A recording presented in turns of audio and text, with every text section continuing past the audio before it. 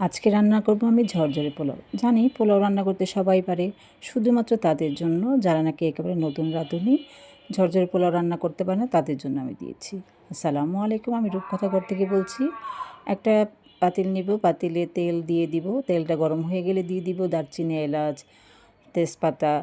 এগুলো দেওয়া হয়ে গেলে দিয়ে দিব হচ্ছে ছোটো এক বাটি পেঁয়াজ। পেঁয়াজটা যখন বেরেস্তার মতো লাল হয়ে যাবে, এদিক দিয়ে আমি আগেই ঝরিয়ে রেখেছিলাম চাল আর গাজর ধুয়ে, সেই চালটা দিয়ে দিব। সেটা ভালো মতো একটু অর্ধেক যখন ভাজা ভাজা করে ফেলবো, তারপর দিয়ে দিব আদা রসুনের পেস্ট, একটু গরম মশলার ফাঁকি, একটু জিরার ফাঁকি দিয়ে দিব। আর দিব হচ্ছে মটরশুঁটি। মটরশুঁটি দিয়ে আবার একটু ভালো মতো ভাজতে হবে চালটা। যখন একদম ঝরঝরা ভাজা হয়ে যাবে, তখন দিয়ে দিব হচ্ছে পরিমাণ মতো পানি। মানে আমি 2 পট চাল দিয়েছি, তার ডবল পানি দিয়ে দিব, 4 পট পানি দিব। দেওয়া হইলে যখন বলক আসবে, তখন আমি দিয়ে দিব হচ্ছে পরিমাণ মতো লবণ দিয়ে ঢেকে দেব।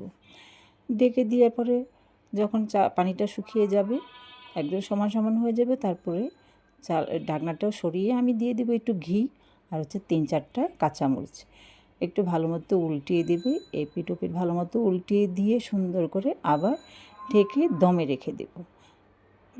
দমে রেখে দিয়ে আবার উঠিয়ে দেখেন কি সুন্দর আমার চালটা ঝরঝরে হয়ে গেছে। এখন আমি তার উপর দিয়ে সুন্দর করে আগেই বেরেস্তা রেখে দিয়েছিলাম কিছু, সেই বেরেস্তার উপর দিয়ে আমি দিয়ে ছড়িয়ে দিব। হয়ে গেল আমার ঝরঝরা পোলাও।